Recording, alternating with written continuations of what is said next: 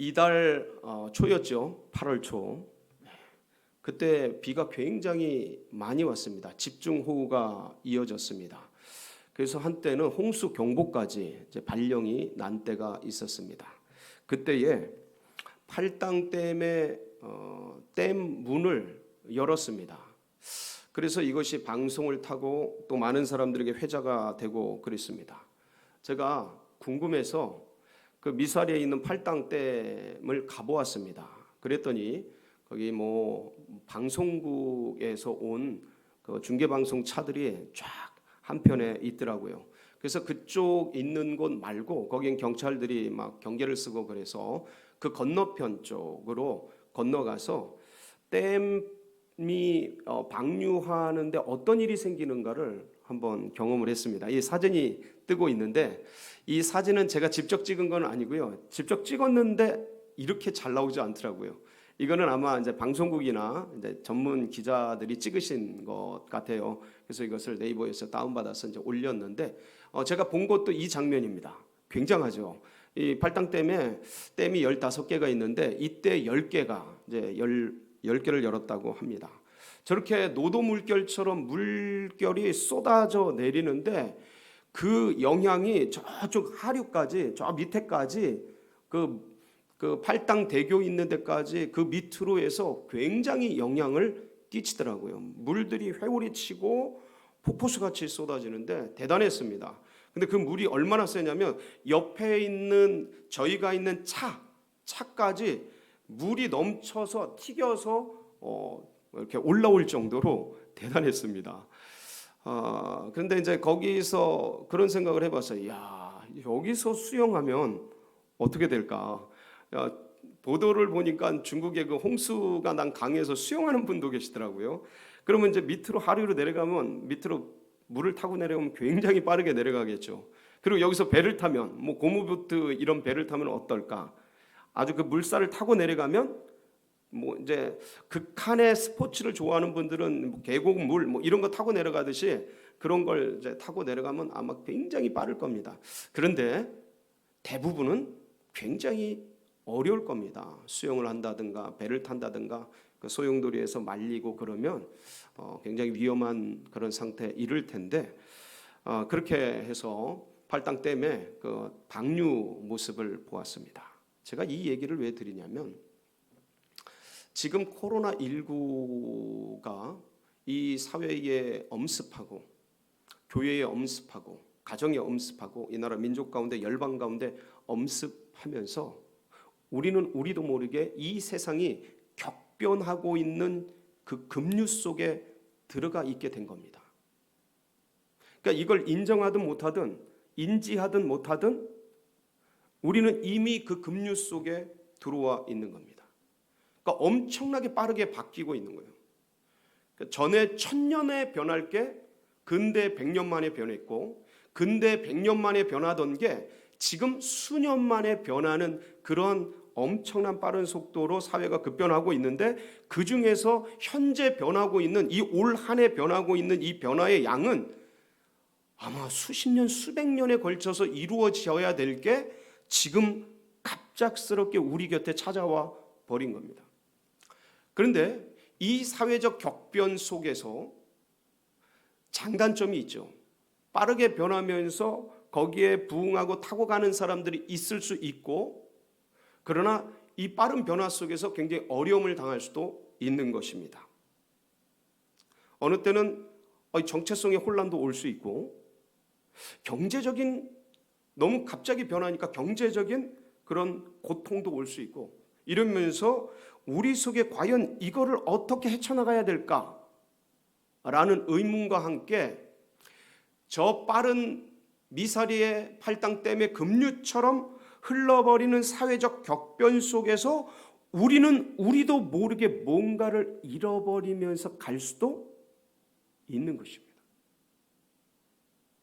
그래서 오늘의 말씀은 이런 상황 가운데서 우리가 다시 한번 돌아보면서 우리가 어떻게 이 빠르게 변화하는 세상 속에서 마땅히 잃어버리지 말아야 할 것을 지키면서 갈 수 있을까를 다시 한번 묵상하고 상고하고 그러면서 우리에게 은혜를 줄 수 있는 귀한 말씀입니다.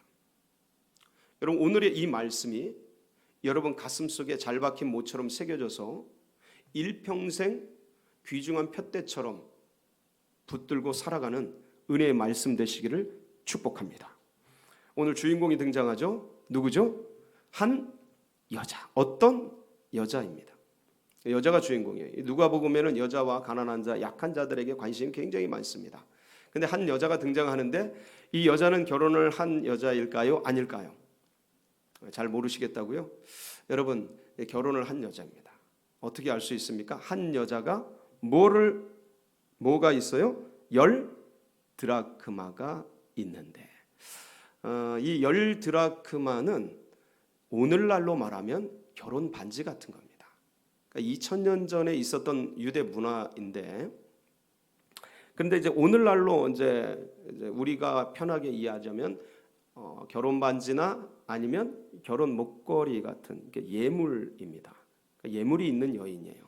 그러니까 결혼을 한 여자이죠. 근데 이 10드라크마, 이 드라크마가 뭡니까? 드라크마는 그리스의 동전 단위입니다. 은전인데, 이렇게 생겼죠. 이렇게 은전 단위입니다. 한번 더 넘겨볼까요? 이렇게 생겼고, 드라크마는 지금도 그리스에서 쓰이고 있죠. 이게 오래된 역사 속에 있는 화폐입니다.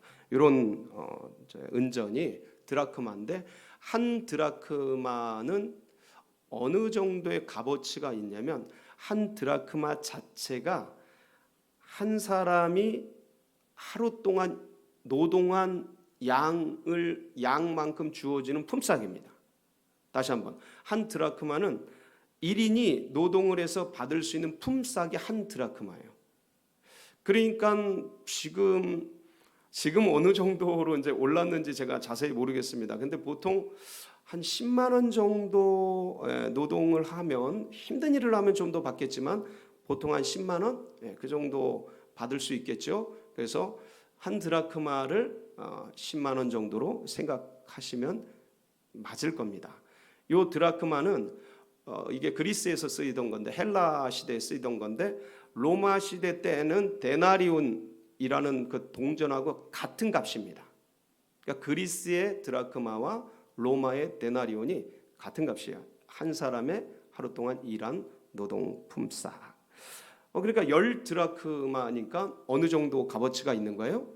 지금 오늘날로 말하면 한 100만 원 정도의 값어치가 있는 그러한 돈입니다. 근데 이 드라크마가 10개가 모인 이 돈이 100만 원 정도의 값어치가 있다라는 것은 그냥 돈으로 환산한 겁니다. 그런데 이 여인에게 이 10드라크마는 돈으로 환산할 수 없는 엄청난 것입니다.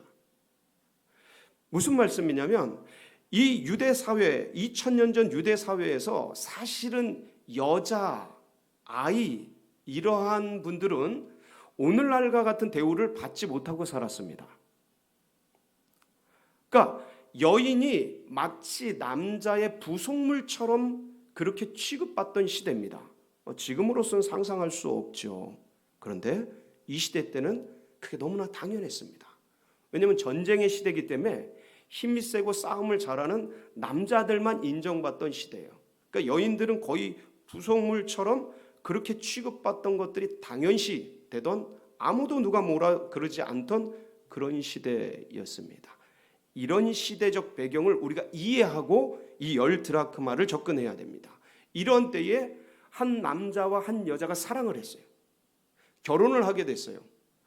약혼을 했는지 그 과정을 거쳤는지, 사귀는 과정을, 연애의 과정을 거쳤는지 안 거쳤는지 몰라요. 분명한 건 이 여인과 이 남자가 이제 결혼을 하게 됐습니다. 근데 이 당시에 주인격인 사람이 남편이에요. 거의 종처럼 그렇게 섬기던 여인이 부인입니다. 근데 이 신부에게, 이 부인이 될 사람에게 신랑으로서 내가 당신을 사랑합니다. 내가 당신만을 섬기겠습니다.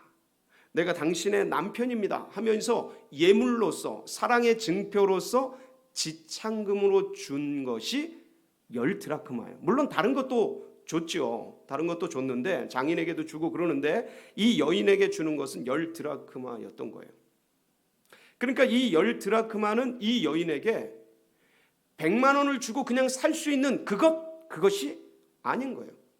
수많은 반지가 있지만 내 신랑이 나에게 준 결혼 반지는 특별한 의미가 있지 않습니까? 마치 그와 같은 거예요. 수많은 반지가 있지만 이 반지만큼은 다른 거예요. 왜냐하면 남편이 결혼 예물로 사랑을 담아서 주었기 때문이죠. 이 여인에게 10드라크마는 그런 거예요.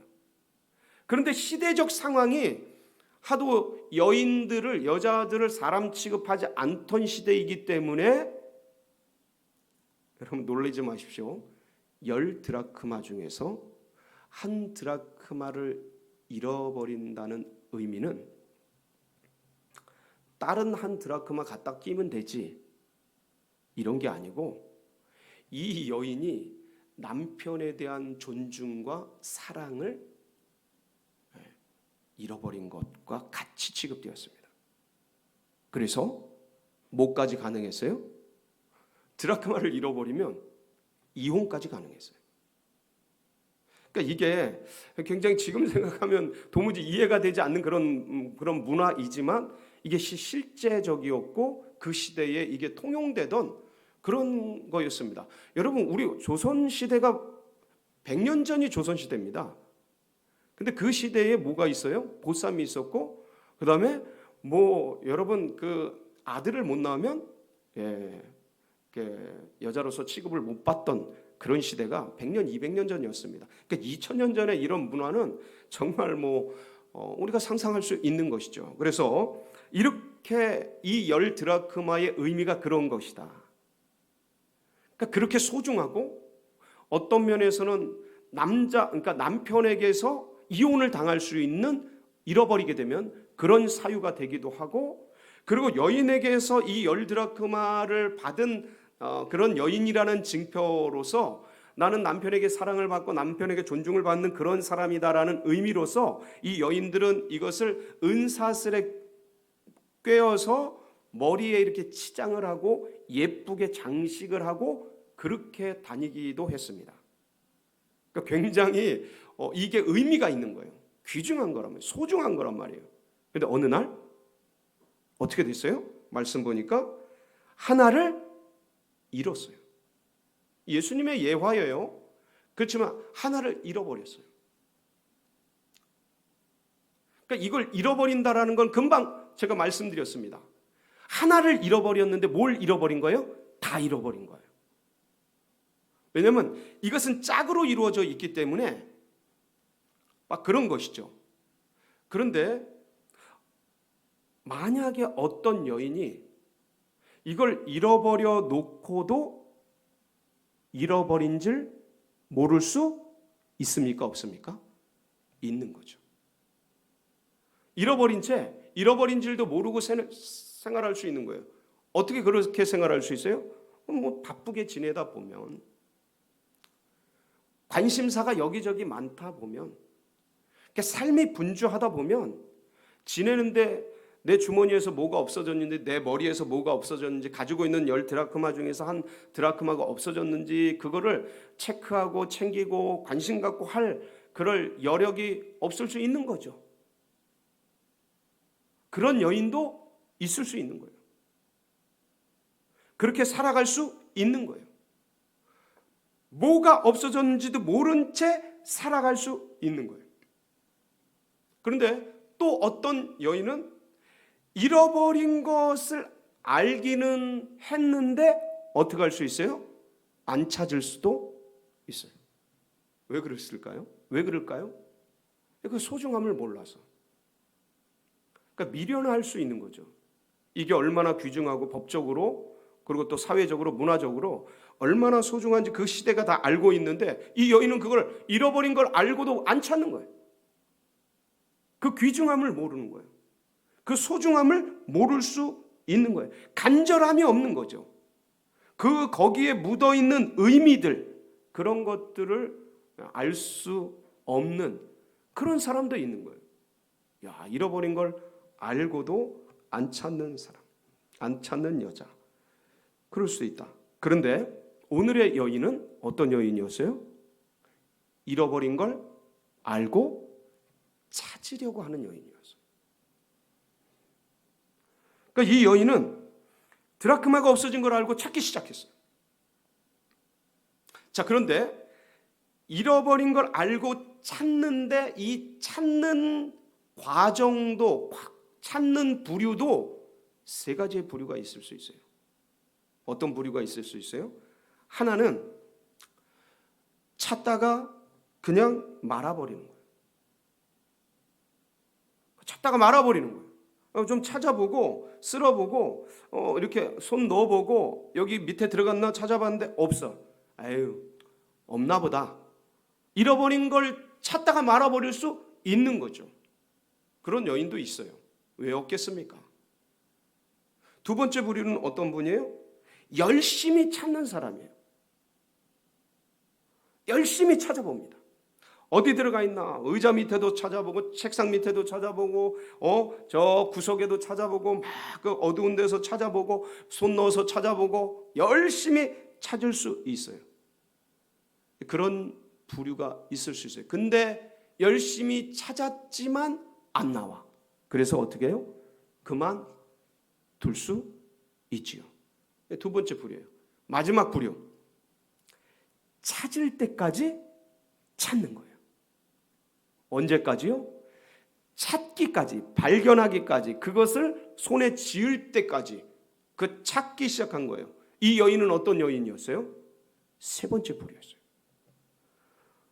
말씀을 보니까 8절, 어떤 여자가 10드라크마가 있는데 하나를 잃으면 등불을 켜고 그리고 집을 쓸며 찾아내기까지 부지런히 찾지 아니하겠느냐. 이 당시에는 창문이 별로 없었습니다. 이 유대 사회의 집이. 그러니까 그거를 찾기 위해서 등불을 켜는 거예요. 어두우니까 손으로, 발로, 맨발로 이렇게 찾아볼 수도 있지만, 왜냐하면 그때 당시에 이게 굉장히 등불 한번 켠다는 게 지금처럼 불 한번 켜고 이런 일이 아닌 거예요. 굉장히 소중한 일이에요. 불 하나 켜는 것도. 그런데 그걸 찾기 위해서 불을 켜는 거예요. 등불을 켜는 거예요. 그리고 집을 쓸며 당시에 그 집 문화 자체가 방 바닥이 지금처럼 깨끗하고 좋은 그런 바닥이 아니고 흙바닥일 때도 있고 돌바닥일 때도 있고 여러 유형의 그런 모습들의 집이 있었습니다. 그러니까 등불을 들고 집안을 쓸면서 흙인지 돌인지 쓸면서 그 틈에 들어가 있는지 어디에 들어가 있는지 하나하나 방 전체 구석구석을 찾아다니면서 언제까지? 말씀 보면 찾아내기까지, 발견하기까지 어떻게 해요? 부지런히. 부지런히는 뭐예요? 집중해서 에너지를 모아서 노력하며 다른 것을 신경 쓰지 않고 거기 올인해서 부지런히 찾기 시작한 거예요. 여기서 찾지 아니하겠느냐 할 때 이 찾다라는 단어가 제테이라는 단어입니다. 제테이라는 단어인데 이거는 현재, 그러니까 현재형으로 쓰여 있어요.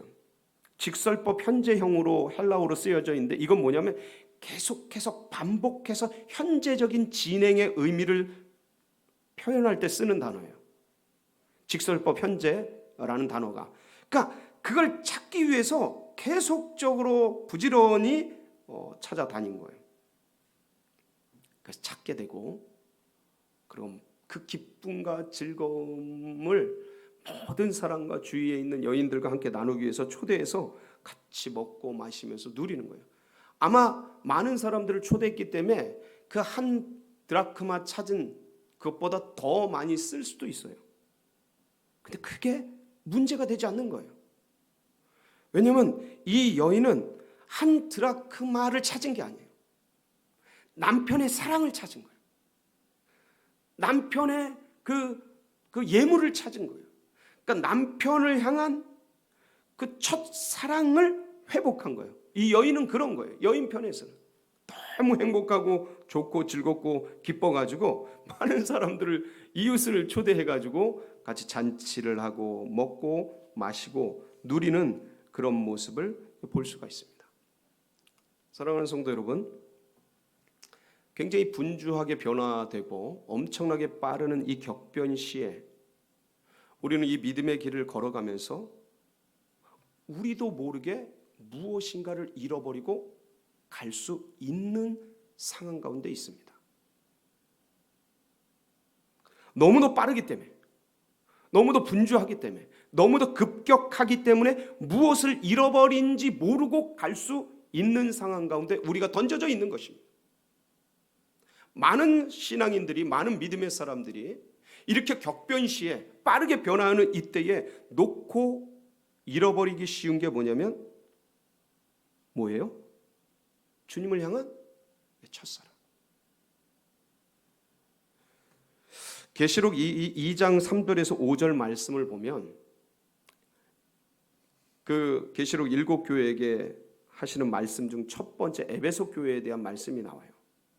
그 말씀을 한번 같이 읽어보겠습니다. 시작.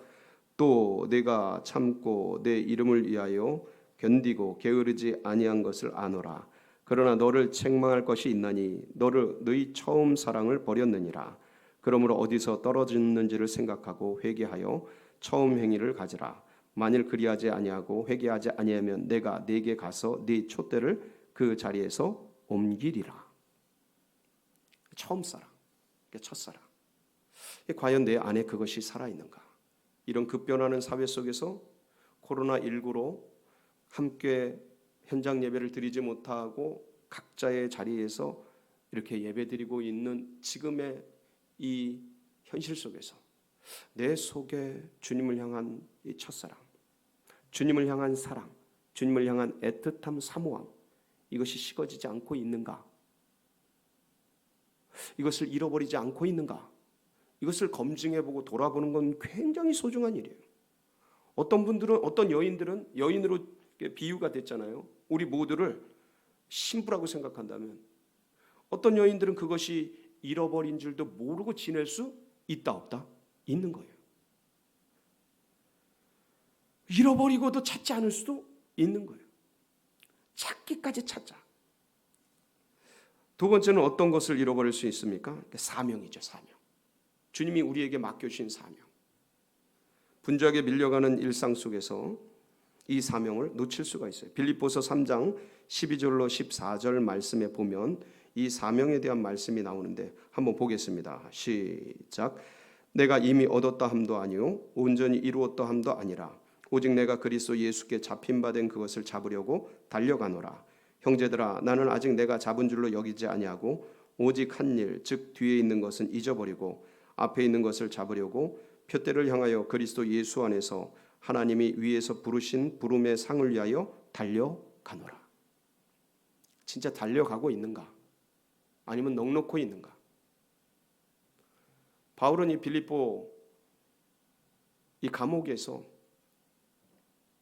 자기의 말년의 시간들을 돌아보면서 뒤에 있는 것은 잊어버리고 다시 앞에 있는 것을 향해 달려가겠다라는 그런 믿음의 고백, 사명의 고백을 하고 있는 장면이에요. 근데 우리는 우리 시대에 과연 그 사명, 달려갈 사명, 붙들 수 있는 희망, 그 표대, 그걸 향해 달려갈 수 있는 그 소명, 이런 것들이 우리 속에서 불타고 있는가? 아니면 휩쓸려가는 새 속의 물결 속에서 흔들리고 있는가? 어디로 모르고 어디도 모르게 떠나려가고 있는 이 부유물처럼 혹시 내가 그러고 있지는 않은지 돌아볼 그럴 귀한 말씀입니다. 또 하나는 간절함, 열정, 주님 나라를 향한 열정, 하나님 나라를 향한 열정, 그것을 향한 간절함, 하나님의 나라가 이 땅 가운데 이루어지길 소망하는 그 마음들, 이 사회 전체 속에서 일그러지고 있는, 무너지고 있는 이 사회 속에서 하나님의 나라, 하나님의 의가 어떻게 이루어질까를 간절히 사모하는 그 마음, 다음 세대가 무너지고 아이들이 해체가 되고 교회가 지금 어려움 속에 이렇게 던져져 있는 이 현실을 바라보면서 이 나라를 세우고자 하는, 하나님의 교회를 세우고자 하는, 하나님 다음 세대를 세우고자 하는 그런 열정들, 소망들, 간절함들, 그것이 우리 안에 지금 나를 뛰게 하고 있는가? 아니면 막막한 답답한 현실 속에 짓눌린 채 혹시나 행여나 눌리면서 그렇게 암울한 채 우울한 채 그 속을 걷고 있지는 않은가? 생각해 보면 그럼 내가 무엇을 잃어버린 건가? 하나님은 이 현실보다 이 세속의 힘보다 훨씬 크신 분인 것을 우리는 믿고 있는데 왜 내가 지금 이 잠시 잠깐 당하는 이 현실 속에서 눌려 있는가? 왜 막막해 하고 있는가? 난 뭐를 잃어버린 건가? 난 무엇을 상실한 건가?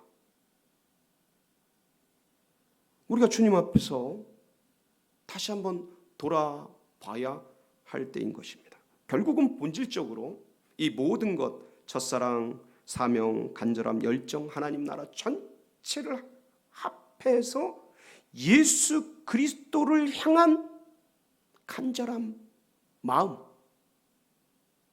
내 안에서 그게 지금 작동하고 있는가? 내 속에서 그게 현재적으로 나를 끌어가고 있는 힘인가? 예수 그리스도 그분을 향한 열정과 사모함과 간절함이 내 인생을 지금 끌고 가고 있는가? 아니면 다른 무엇에 의해서 지금 끌려가고 있는가? 그냥 밀려가는 흐름 속에, 물결 속에 내 인생이, 내 삶이 나도 모르게 어디로 가는지 모르고 그렇게 떠내려가고 있는가? 아니면 아무리 거센 파도가 밀려오고 고통이 밀려오고 어려움이 밀려올지라도 예수 그리스도를 향한 그 마음을 붙들고 그 하나님이 하늘에서 부르신 그 부름의 상을 위해서 달려가고 있는가? 그리스도 예수의 주인께, 내 주인께서 나를 끌어가고 있는가? 이런 것을 생각해 볼 때 드라크마를 잃어버린 그 여인의 간절함, 그것이 우리에게 꼭 필요한 때가 아니겠는가? 사랑하는 성도 여러분, 드라크마를 찾은 여인이 찾기까지 찾았던 것처럼 저는 여기 계신 모든 성도님들, 이 은혜의 보좌 앞에 모여서 말씀을 함께하고 예배를 함께하는 모든 성도님들 가운데 이 마음이 있기를 원합니다. 찾기까지 찾자. 주님이 나를, 내 주인 되심을, 내 소중한 분이신 것을, 내 사랑인 것을, 그 마음이 회복되기까지 찾자. 그렇게 다짐하면서 달려가시기를 축복합니다. 제가 오늘 제 삶의 간증을 나누면서 말씀을 좀 마무리하고자 합니다. 지난 주일 다시 재확산되면서 첫 번째 주일 방송 예배를 드리지 않았습니까? 이 자리에서 드렸는데, 예배를 드리고 나서 이제 점심을 먹고 예배를 드리고 나서 이후부터 마음속이 굉장히 혼돈스러웠습니다. 예배를 드리고 나면 기쁘고 행복하고 즐겁고 은혜롭고 막 이래야 되는데 예배를 마치고 나서 상당히 마음이 무거웠습니다. 그래서 밥 먹고 나서 내가 왜 이러지? 내 마음이 왜 이렇게 어렵지? 내 마음이 이렇게 산란할까? 그리고 그 뒤에 주어진 일들을 이제 처리하면서 여러 가지 회의도 하고 일도 하면서 주일 저녁에 이렇게 돌아오는데도 마음속에 뭔가 답답한 거예요. 뭔가 답답한 거예요. 이게 뭘까? 이 정체를 모르겠는 거예요. 내 마음이 기쁘지 않고 즐겁지 않고 해피하지 않고 주를 향한 이 뭔가 목마름 속에 갈망 속에 있지 않은 이 상태, 혼란된 마치 공중에 뜬 것 같은 무중력한 제 마음의 상태가 제가 못 견디겠는 거예요. 그게 느껴지는 거예요. 내가 왜 이러지? 그러면서 저녁에 이제 다음 날 월요일 날 말씀을 이제 준비하게 됐습니다. 말씀을 이제 준비하는데 다음 날 이제 말씀이 자기 절제와 지혜에 대한 말씀이었어요. 잠언서 29장 마지막 부분이었는데 이게 솔로몬이 두 번째 이제 단편집이거든요. 29장 마지막 그 부분이. 근데 이 말씀을 준비하는데 놀라운 말씀들이 기록되어 있는 거예요. 그 29장 15절에 보니까 뭐라고 기록되어 있냐면 채찍과 꾸지람이 지혜를 주거늘 임의로 행하게 버려둔 자식은 어미를 욕되게 하느니라. 이 말씀이 어떻게 들리기 시작했냐면 절제와 지혜, 절제가 사라질 때, 자기 절제가 사라질 때 지혜가 사라지고, 자기 절제가 사라질 때 하늘의 기쁨이 사라지고, 자기 절제가 사라질 때 주의 음성, 하나님의 음성, 예수 그리스도를 향한 사모함들이 사라진다라는 소리로 들리기 시작한 거예요.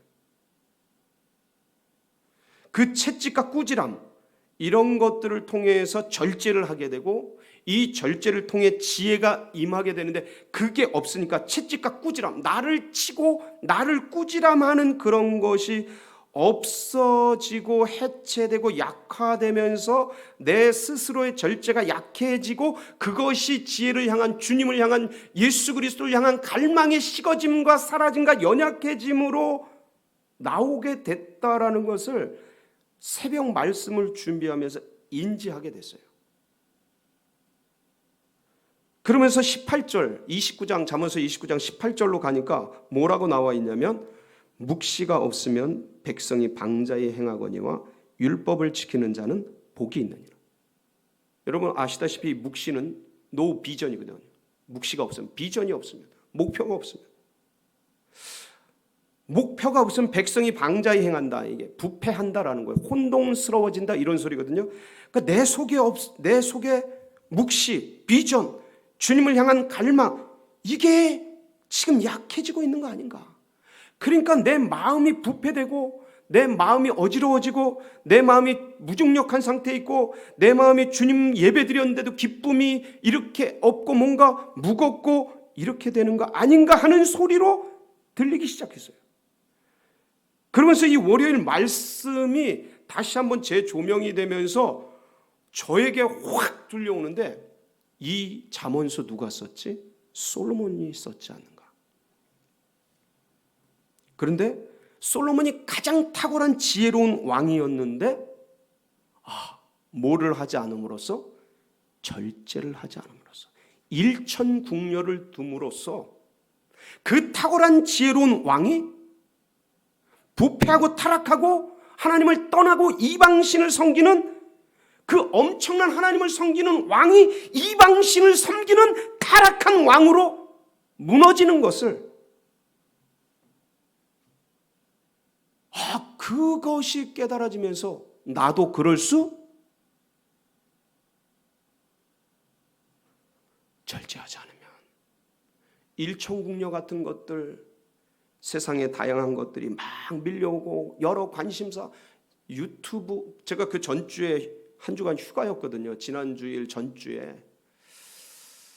물론 제가 쉴 줄 아는 사람인데, 근데 쉬고 하면서 아무래도 다양한 관심사가 생기는 거죠. 그리고 유튜브나 이런 것들이 너무 재밌는 것들이 많더라고요. 말씀 보려고 들어갔는데 다른 것들도 굉장히 많더라고요. 다른 좋은 정보들도 많고. 그러면서 이게 막 들어오기 시작한 거예요. 어느덧 그 시간이 많아지기 시작한 나를 체크하게 된 거죠. 그러면서 제가 바로 이거구나, 내가 내 절제를 못했구나라는 그 포인트를 잡아내기 시작했어요. 그러면서 화요일 날 잠언서 묵상을 하는데 30장 묵상이거든요. 근데 여기에 아굴의 잠언이에요. 이게 30장이. 근데 그 아굴의 소원이 나옵니다. 아굴의 소원. 아굴의 소원이 뭐냐면 잠언서 30장 7절에서 9절 말씀인데 한번 보겠습니다. 시작. 내가 두 가지 일을 주께 구하였사오니 내가 죽기 전에 내게 거절하지 마시옵소서. 곧 헛된 것과 거짓말을 내게서 멀리 하옵시며 나를 가난하게도 마옵시고 부하게도 마옵시고 오직 필요한 양식으로 나를 먹이시옵소서. 혹 내가 배불러서 하나님을 모른다 여호와가 누구냐 할까 하오며 혹 내가 가난하여 도둑질하고 내 하나님의 이름을 욕되게 할까 두려워함이니이다. 이 아굴의 잠언을 묵상하면서 하나님이 제게 명백히 말씀하셨어요. 이 아굴의 소원이 뭐냐면 헛된 것과 거짓말을 내게서 멀리하옵시고, 이거 첫 번째예요. 두 번째는 뭐냐면 나를 가난하게도 마옵시고 부하게도 마옵소서, 이거예요. 근데 헛된 것, 거짓된 것이 뭐냐면 세속의 것이에요. 세속의 관심, 지나가는 것에 관심, 본질이 아닌 것에 대한 관심, 그러면서 마음이 막 흩어지는 거예요. 그런데 그 마음을, 헛된 것과 거짓된 것에 마음을 쓰지 않고 제가 진짜 집중해야 될 것은 그 하나님 나를 가난하게도 마옵시고 부하게도 마옵소서, 가난해서 하나님을 부끄럽게, 부에서 하나님 모른다 할까 하여 이 두 가지 소원은 합쳐보니까 하나인 거예요. 뭘 구하는 거예요? 오직 하나님만 구하는 아굴의 소원이었던 거예요. 너 진짜 그러고 있냐? 제게 그렇게 들리기 시작했어요.